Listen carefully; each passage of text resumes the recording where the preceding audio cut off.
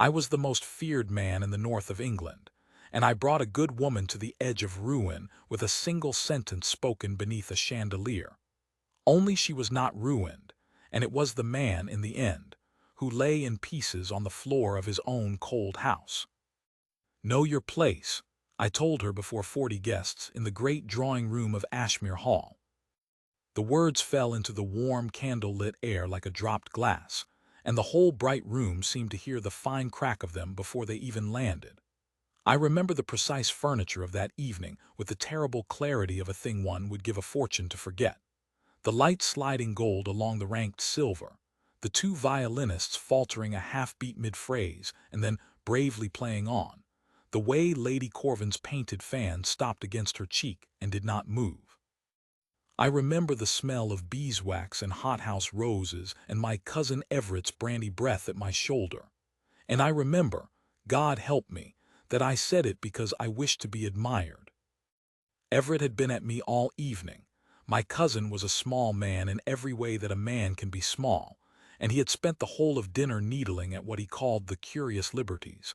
I permitted my ward's governess, that she took her meals sometimes in the family morning room, that she had been seen walking with me in the East Gallery, discussing I knew not what, that the servants spoke of her more warmly than they spoke of their own master.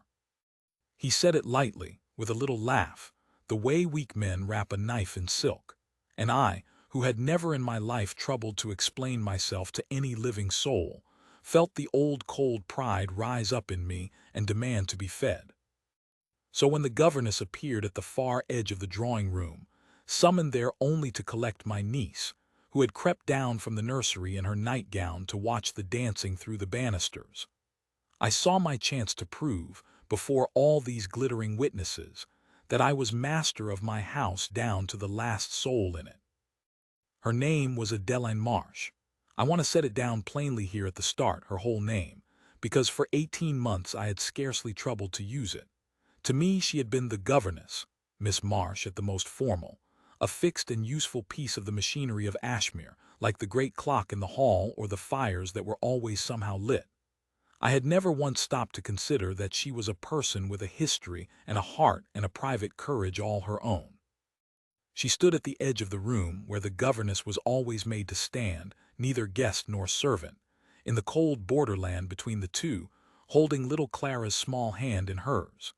She wore the same plain gray wool she always wore, a modest high-necked gown worn soft at the cuffs from washing, and beside all that silk and all those jewels she ought to have looked like a sparrow among peacocks. She did not. She looked, I remember thinking with a flash of irritation I did not understand, more truly composed than any woman in the room. "Miss Marsh," I said, and my voice carried because I meant it too, "you forget yourself.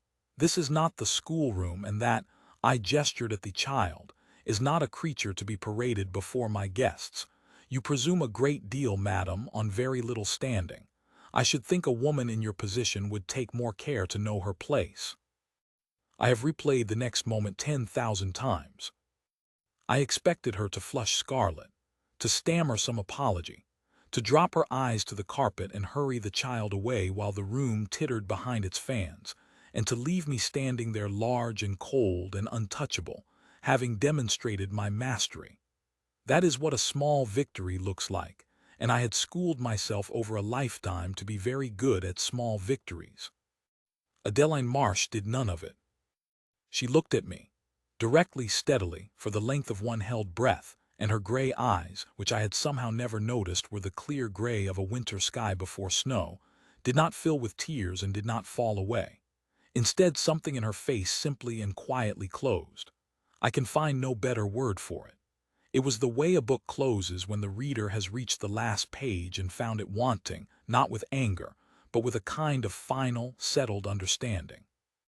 As though she had been reading me for 18 months and had, in that instant, finished. Then she curtsied. It was a perfect curtsy, unhurried, graceful, deeper than my rank strictly required, and in its very flawlessness it was the most quietly annihilating thing that has ever been done to me. There was no insolence in it that any witness could have named, and yet every soul in that room felt the reproach in it, the way you feel cold come off a window pane in January. "Yes, your grace," she said. Her voice was low and perfectly level. It did not shake by so much as a hair. "I believe I do know it now." And she gathered my niece against her side and turned and walked from the room. She did not look back. Her spine was very straight. The doors closed behind her with a soft, final sound. The room laughed, as I had wished it to. Everett clapped me on the shoulder and said something about a well-managed household. The violinists found their tune. Lady Corvin's fan resumed its lazy work. I had won precisely the small, ugly victory I had set out to win, and I stood in the ringing golden center of it and felt, with a slow, spreading, inexplicable horror, as though I had swallowed something cold and hard that would not melt, and never would again. I told myself it was the wine. I told myself a great many things that night. I did not sleep. I lay in the great cold bed in the great cold room, and listened to the wind come down off the moor and worry at the windows, and I saw, over and over against the dark, that perfect curtsy and those clear gray eyes finishing the last page of me. I believe I do know it now. I had told a woman to know her place, and she had answered as though I had taught her something true and bitter that she would not soon unlearn. And somewhere beneath the pride I still wore like armor, some older and better part of me understood that I had done a genuinely cruel thing, and had done it for the applause of people I despised. In the morning she was gone. I did not learn it from any grand announcement. I learned it the way one learns that a fire has gone out by the cold. I came down late and out of temper, and the house felt wrong in a way I could not at first name, quieter and grayer, and when I passed the schoolroom the door stood open on an empty room, the small chairs pushed in, the slates stacked, the little shelf of Clara's picture books squared away with a care that told its own story. On the bare desk lay a letter, folded and addressed to me in a clear, level hand I had seen 10,000 times on Clara's lesson sheets, and never once truly looked at. I read it standing up in the cold. It gave notice, proper notice, though after last night no one on earth would have blamed her for giving none. It thanked me, with a dignity that shamed me more than any reproach could have, for the position I had given her. It set down, plainly and usefully, everything a new governess would need to know: that Clara was quick at her French and slow to trust, that she was making real progress at her watercolors and should be praised for them, for praise was the thing she had least of in the world, that she woke frightened in thunderstorms and must never, on any account, be left alone through one. It asked for no character reference, though she had earned a glowing one and had every right to demand it. It asked, in fact, for nothing at all. At the very bottom, above her signature, she had written a single line: "I wish your Grace and Miss Clara every happiness." And I noticed, who noticed nothing that did not concern my own consequence, that the ink of the last word trailed off slightly at the end, as though her steady hand had wanted to write something more, and had, with characteristic self-command, thought better of it and stopped. I stood in that cold, empty schoolroom holding the letter of a woman I had driven out of my house, and I felt the first thin, unmistakable crack run silently through the foundations of a life I had always believed was built of solid northern stone. I did what a proud man does. I crushed the feeling. I sent for my steward, old Haddon, and told him curtly to engage a new governess through the agency in York, and to trouble me no further about it. There were, I told myself, 100 women in England who could teach a small girl her letters and her French. I was the Duke of Ashmere, master of 40,000 acres and the terror of 3 counties. I did not concern myself with the arrivals and departures of servants, and I would not begin now over one gray-eyed governess who had presumed too far and been justly corrected. I understood nothing at all. But I was about to begin, very slowly and at very great cost, to learn. The unraveling did not come all at once. It came the way frost comes to a great house that has lost its fires, not in one dramatic collapse, but quietly in the corners, at the edges, In 100 small places one does not think to look until they have already gone white and hard and cold. It began, as I ought to have known it would, with Clara. My niece had come to me some 18 months before, a small grave orphan of 6 years old, when my sister Elena and her husband were carried off within a single fortnight by the same low fever, and there was no one else in all the world to take the child. I had done for her, I believed, exactly what a man of my station ought to do. I had brought her to Ashmere. I had housed her in the best rooms of the nursery wing. I had clothed her finely and engaged the most highly recommended governess the York agency could supply, and then I had kept myself at the safe, cool distance a bachelor of 6 and 30 keeps from a grieving child he does not in the least know how to comfort. I had told myself that this was care. I had left the whole living heart of the thing, the loving of her, the sitting up with her, the slow patient winning of a frightened child's trust, to a woman I paid £40 a year and never thanked. Now that woman was gone, and within a week my sister's daughter stopped speaking.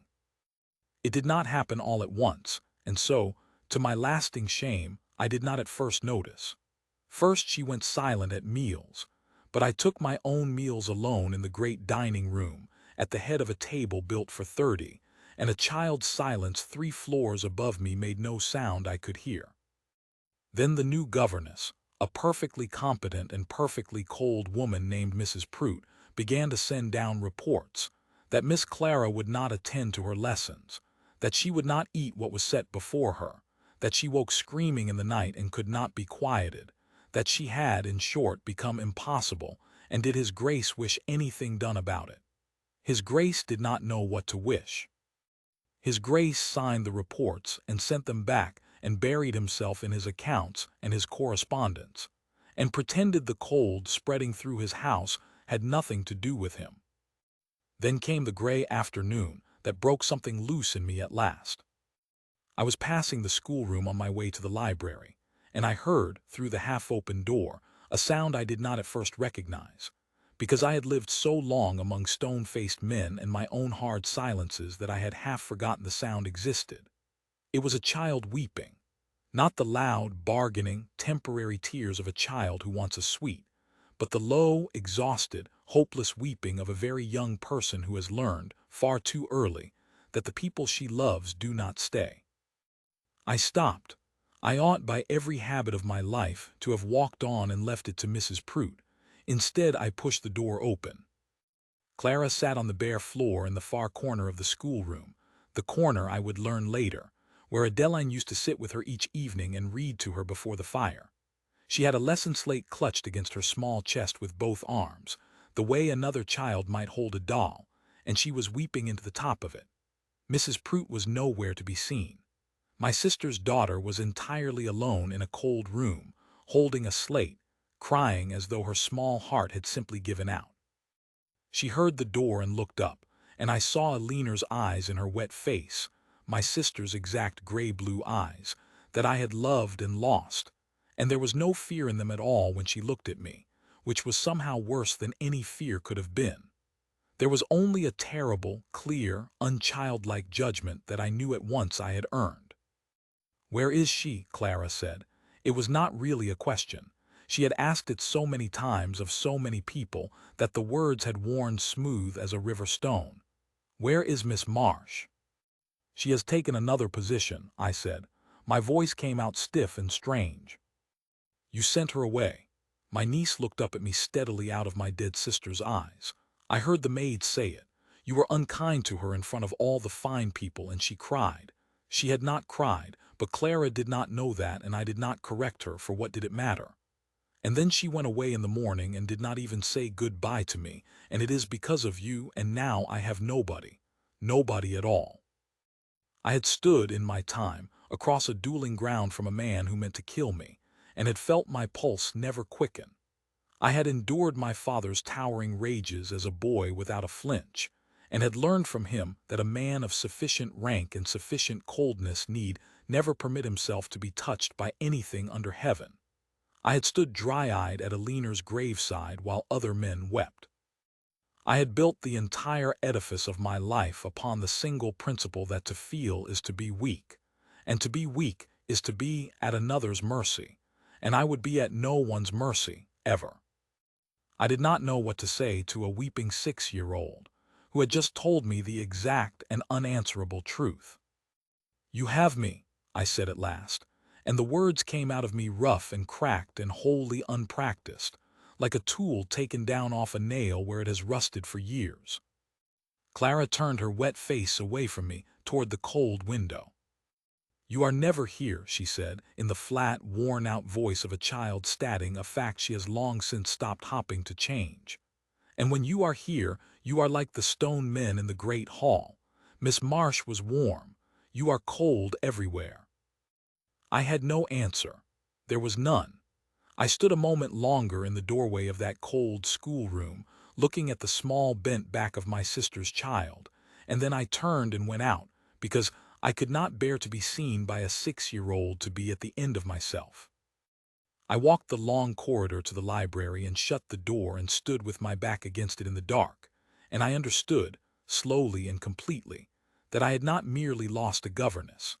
I had driven the single warm thing out of a house full of cold men, and my sister's orphan child was breaking apart under my roof and calling for the one person who had loved her, and I did not know how to mend her, because I had never once troubled to learn how. I had left the learning of it, like everything else that mattered, to Adeline Marsh, and I had paid her £40 a year for it, and I had stood beneath my own chandelier and told her, before 40 laughing strangers, to know her place. That was the first crack, and it ran deep. But it was very far from the last. In the days that followed I discovered, one cold room at a time, exactly how much of my ordered and self-satisfied world had rested, invisibly and without my ever once acknowledging it, upon the shoulders of the woman I had told to know her place. It began with the money, of all the graceless things. I had always been proud of Ashmere's good management. The books balanced. The tradesmen were paid.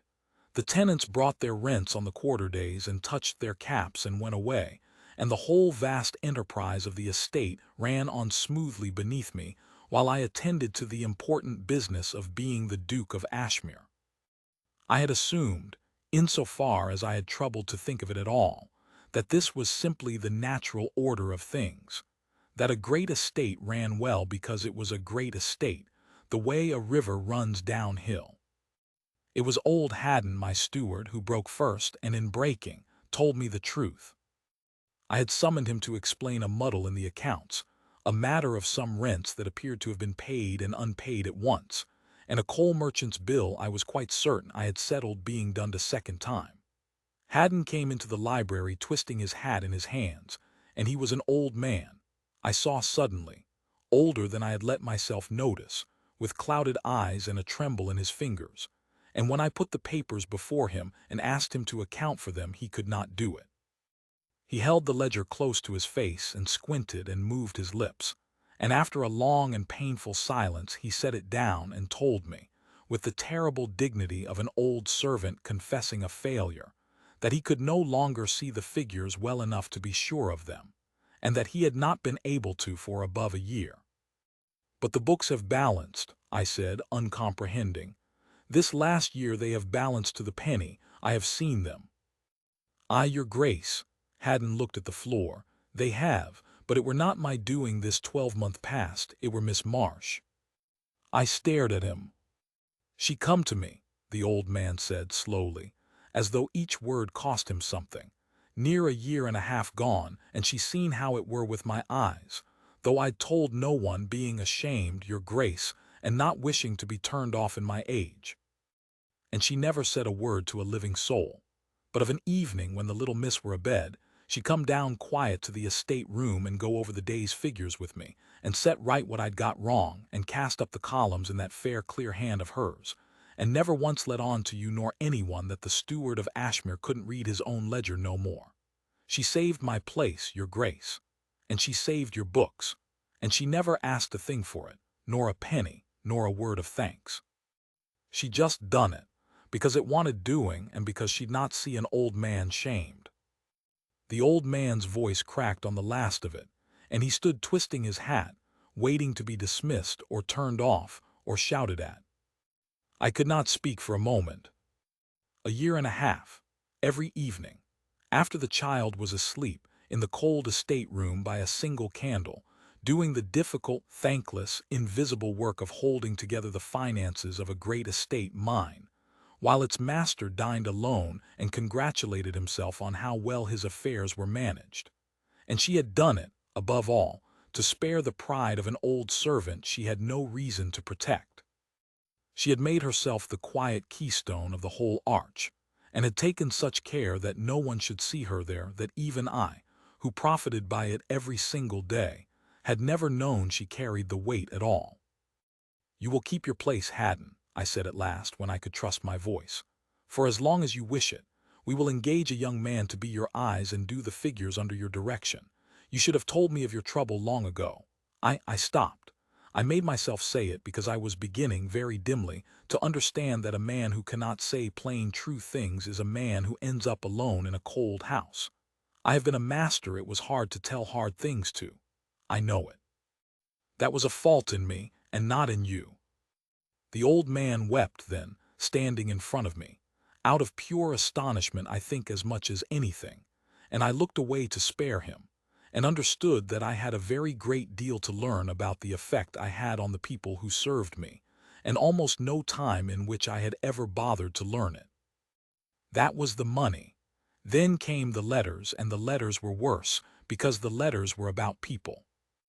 I had always believed, insofar as I had considered the question, that Ashmere was a well-regarded house in its district, that the Duke of Ashmere, though feared, was also respected, and that a certain quiet flow of goodwill ran between the great house and the country round it. Tenants who fell behind were dealt with justly.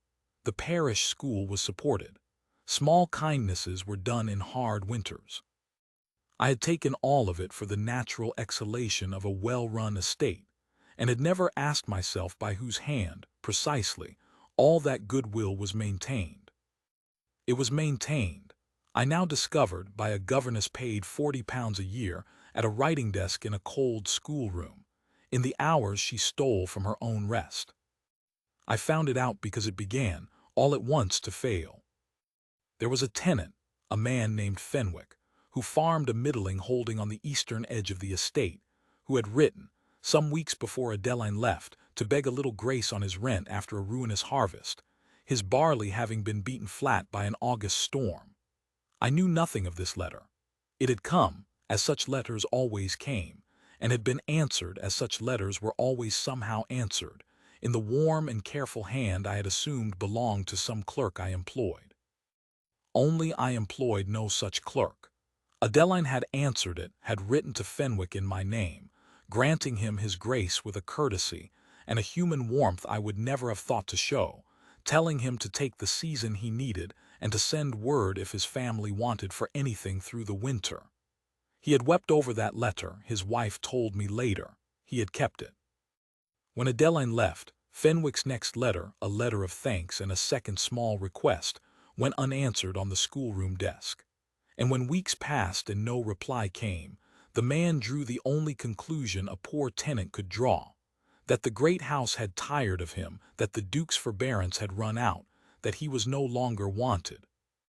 And rather than wait to be turned out, Fenwick, a proud man, as poor men so often are, quietly gave up his farm, sold his few beasts, and took his wife and his small children away to seek work in the mill towns, off land his family had farmed for 4 generations, because a letter he had every reason to expect never came, because the woman who would have written it was gone, because I had told her to know her place.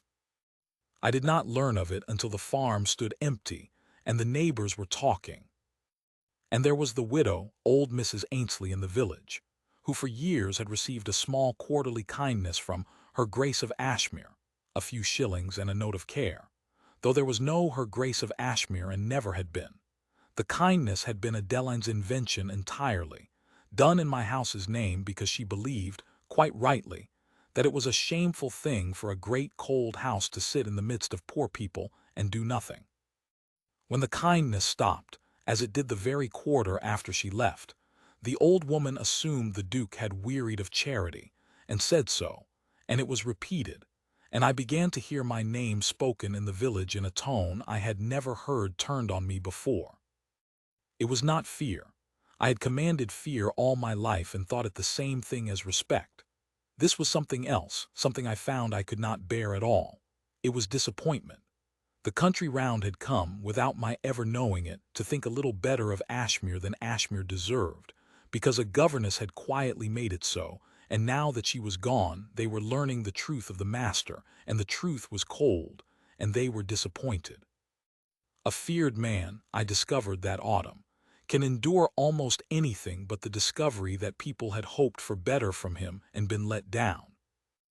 I sat alone in the library one night late, with all of it spread before me: Haddon's Confession, Fenwick's empty farm, the widow's cold quarter-day, the muddled books, and above them all the small daily wreckage of a house that had lost its warmth. And I began, at last, to understand the whole shape of what I had thrown away. It was not the accounts, though she had kept them. It was not the letters, though she had written them. It was not even the raising of my sister's child, though she had done that too, and done it with a tenderness I had been too proud and too frightened to offer myself. It was that Adeline Marsh had been the warmth of the house itself. She had been the thing that made Ashmere a home and not a mausoleum, and she had done it so quietly and asked so little that not one of us, least of all its master, had understood she was doing it at all. The maids had loved her. Old Haddon had loved her. The village had, without knowing her name, been warmed by her. Clara had loved her with a child's whole heart. And I made myself finish the thought, alone in the dark library, because I was done, or nearly done, with being a man who could not tell himself the truth. I had loved her too. I had loved her for 18 months without once permitting myself to know it.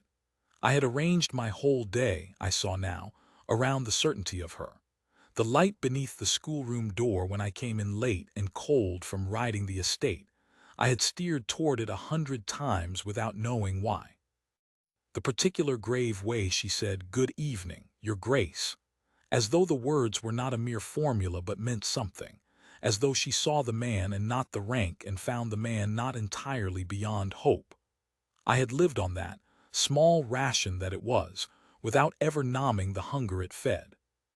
The unexamined, absolute knowledge that somewhere in my house of stone men there was one person who was not afraid of me, who wanted nothing from me, who simply and quietly did good and expected nothing in return.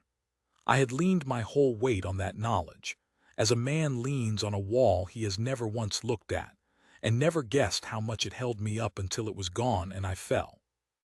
I had had all of that, every day, for a year and a half. And I had stood beneath my own chandelier, to win a laugh from Lady Corvin's fan, and to silence my contemptible cousin, and I had thrown it away with 6 cold words. I put my head down into my hands, there in the library where I had spent so many winter evenings pretending to read while I listened. I understood it fully now, for the sound of her step in the corridor, for the small proof that she was still in the house and the world was therefore still bearable. And I, Julian, Duke of Ashmere, the cold Duke of the North, whom no living person had seen shed a tear since he was a boy of 9 at his mother's grave, put my face into my 2 hands in the dark and wept like the fool I was, and had been, and had at last become wise enough to know myself to be. The weeping did me good, though it shames me still to set it down. When it was done, I sat a long while in the dying firelight, and somewhere in that long silence a resolution formed in me, quiet and hard and certain, and it was the first wholly unselfish resolution of my adult life. I would find her, not to hire her back. I had already begun, dimly, to understand that I had lost the right to her service, and would not insult her by offering wages for what I had come to feel. I would find her, and I would tell her the truth, all of it plainly, with no shield of rank between us. And whatever came of it, even if what came of it was nothing, even if she looked at me with those clear gray eyes and finished the last page of me a second time and sent me away, she would at least know, before God and before herself, that the coldest man in the North had understood, too late, exactly what she was, and had come a very long way in the cold to say so. It took me the better part of a month even to discover where she had gone, and the length of that search shamed me as much as anything that autumn.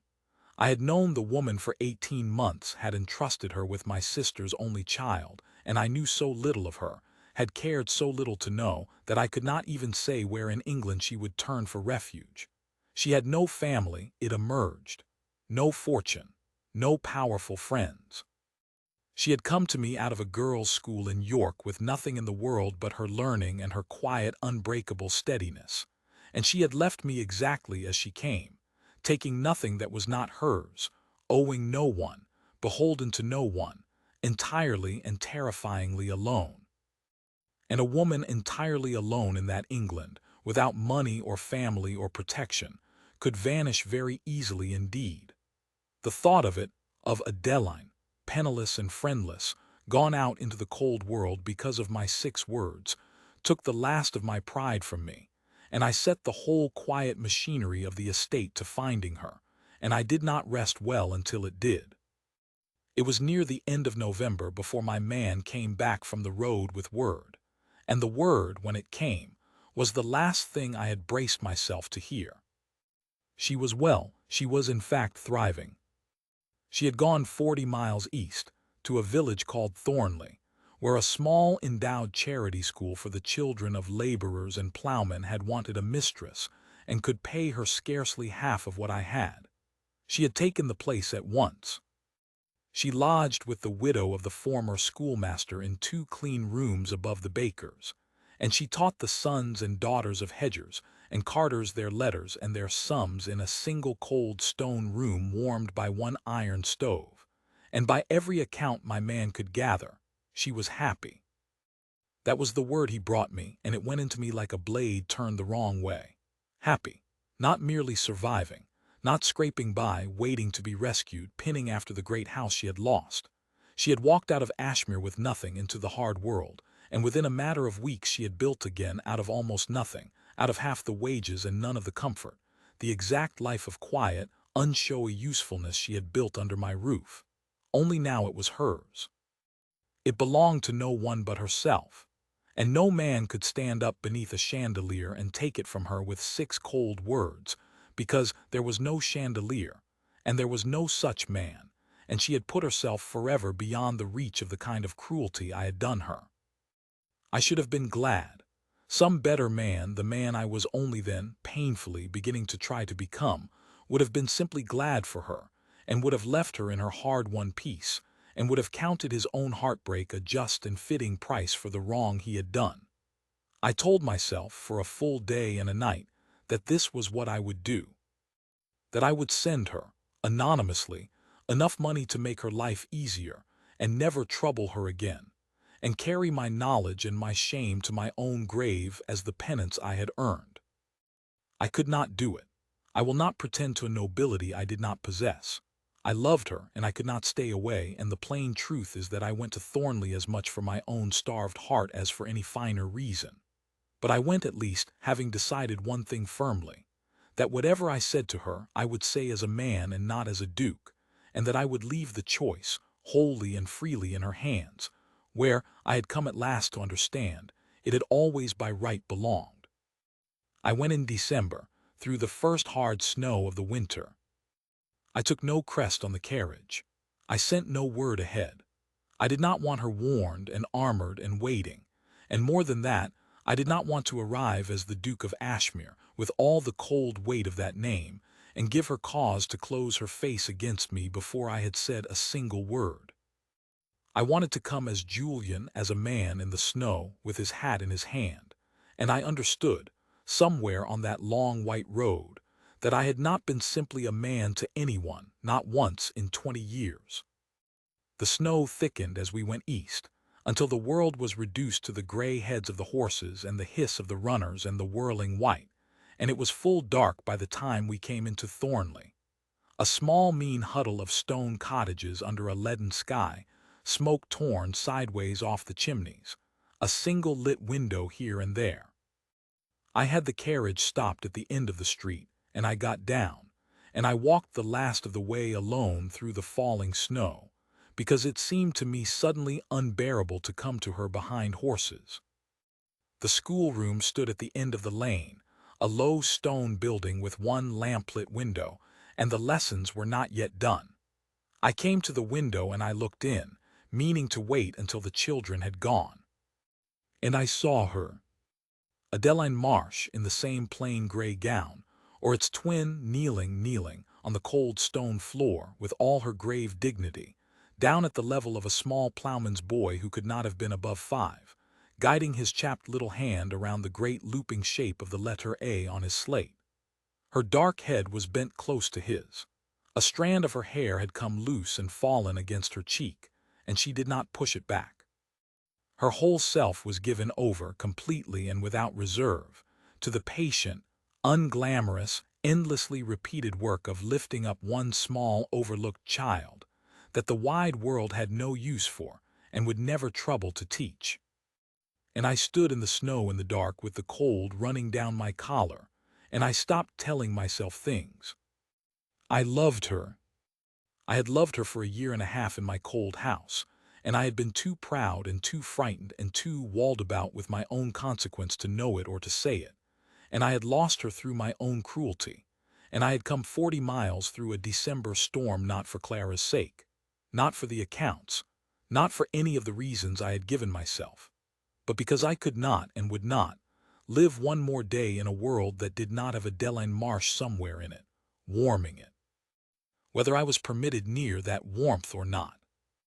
The last of the children were bundling into their coats.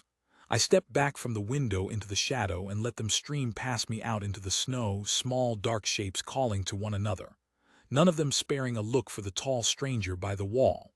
And when they were gone, I gathered what was left of my courage, which was, I found, only the plain courage of a man with nothing left to protect, and I went to the door, and I opened it, and I went in. She was at the stove, banking it for the night. She heard the door and turned, and the lamplight was warm on her face, and for one instant before she knew me, her expression was simply open, tired and kind and unguarded. Then she saw who it was. I watched her face close. I watched it happen exactly as it had happened beneath the chandelier, the book shutting on the disappointing page, the shutters coming down over those clear gray eyes, and it was no easier to bear the second time, knowing as I now did what a warm and living thing I was watching close itself against me. "Your Grace," she said, level, careful, utterly composed, "you are a long way from home." "Miss Marsh." My voice did not do what I wished it to. I who had cowed magistrates and silenced dukes stood in a laborer's schoolroom with snow melting off my shoulders and could not, for a moment, command my own throat. Might I speak with you, a little, if you will allow it?" She looked at me a long moment. She was weighing it. I saw weighing whether she owed the man who had shamed her even the courtesy of a hearing, and finding, I think, that she owed him nothing, and choosing, out of her own grace and not from any debt, to grant it anyway. "The stove wants a moment before I can leave it," she said. "You may say what you have come to say while I see to it." And she turned back to the fire and gave me her straight, unafraid back and waited. I had prepared a speech. I had built it carefully over 40 miles of frozen road, a measured, dignified, ducal sort of speech. It began with Clara's welfare and the child's need of her. It moved to a handsome and generous increase of her wage. It spoke, with restraint, of my regret that our parting had been less than cordial. It was, in short, the sort of speech that would have allowed me to take her back to Ashmere without ever once being obliged to admit that I had been cruel, that I had been wrong, that I was standing in that cold room with my heart in ruins because of 6 words I would have given my whole fortune to unsay. It was a coward's speech, dressed as a duke's, and I had polished every line of it. I opened my mouth to give it. What came out instead was the truth. "I was cruel to you," I said, "before my guests in my own house for no reason but my own vanity and to silence a small man not worth your notice. I said a thing I have regretted every single hour since I said it, and I have come all this way, through weather that near mired us twice, to tell you that you were right. You were entirely right. I did not know your place. I never knew it. Your place was the whole warmth of my house, and the mending of my sister's broken child, and the saving of an old man's dignity, and the balancing of my accounts, and the writing of the letters that kept 100 poor souls in the belief that Ashmere had a heart, and I called all of that servitude, and I told you to know it, and you curtsied, and you left. And every word of it was just, and I have spent these 2 months learning, one cold room at a time, exactly how right you were and exactly how blind I have been. She had gone still at the stove. Her hands had stopped. Clara does not speak since you went, I said, and my voice broke on the child's name, and I let it break, because I was done at last and forever with being a man of stone. She weeps for you and will not be comforted, and I do not know how to comfort her because I never learned, because I left that too to you. The house is cold in every way a house can be cold. Haddon nearly lost his place. Fenwick lost his farm. The village that had learned, through you, to think a little well of me has learned the truth of me instead. Everything you quietly held up has fallen because you were the one holding it, and I never knew, and I never thanked you, and in 18 months, Adeline. I said her name, and it was the first time I had ever said it aloud to her face, and it stopped me for a moment. In 18 months I never once said your name. Not once. And I have thought, on the road here, that that may be the coldest thing a man ever did to a woman who deserved so much better. She turned around then, slowly. The lamplight lay along her face, and I saw that a single tear had gathered and trembled at the corner of one eye, but she did not let it fall, and she did not come toward me, and she did not soften into forgiveness, and I loved her the more, achingly, for every bit of that hard-won composure, because I understood now that her steadiness had never been the meekness of a servant. It had been the strength of a woman who knew her own worth, even when no one else on earth would grant it. You could hire a secretary, she said quietly, to write your letters, and a young man with sound eyes to keep the books beside Haddon, and a governess who is patient with a grieving child. You do not need me for any of those things, your grace. You could buy every one of them by Tuesday and never miss the cost.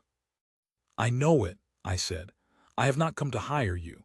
I would not so insult you as to offer you wages for what I feel. Then why, she said, and her voice was very low, have you come? I crossed the cold floor to her. I did not draw myself up. I had done enough drawing up to last 10 lifetimes, and it had bought me nothing but a cold house and an empty chair. I stood before Adeline Marsh in a laborer's schoolroom, a duke with snow melting in his hair and not one shred of his rank left about him, and I said the truest thing I have ever said in my life. Because I love you, I told her. Not your work, you. I have loved you since long before I knew the word for what I felt, and I was too great a coward to say it even to myself, and so I punished you for it, which is the meanest act of a mean and frightened man, and I am ashamed to the bottom of my soul. I have not come to offer you a position. I have come to ask you humbly, with no right whatever to expect it, knowing exactly how little I deserve to be heard, whether you could ever find it in you to forgive a proud fool who learned, too late, and at the cost of losing you, that you were the finest and warmest and truest thing that ever came into his cold house. I am not asking you to know your place, Adeline. I am asking you to be its mistress. I am asking you, if you can bear the man who wronged you, to be my wife. The stove ticked. The snow whispered against the dark window. Somewhere in the village a dog barked once and was still.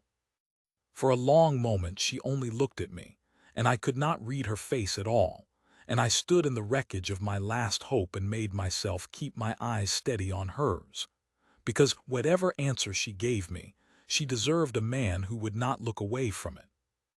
You said it before 40 people, she said at last, softly, that I should know my place.